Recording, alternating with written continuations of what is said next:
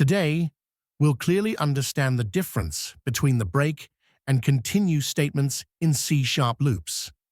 Let's start with break. The break statement is used when you want to immediately exit the loop. For example, here's a loop that counts from 1 to 5, but notice we have a break condition at number 3.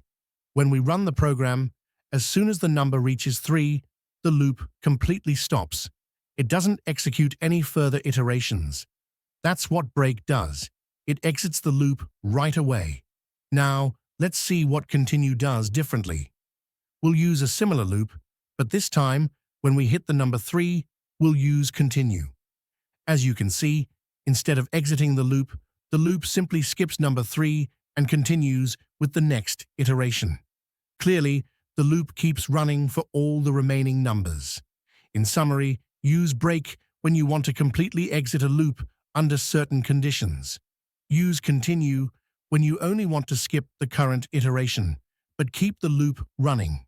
Understanding this helps you control the flow of your loops more accurately, improving your program logic and readability. Thanks for watching. If you found this helpful, don't forget to like and subscribe for more clear and simple programming tutorials.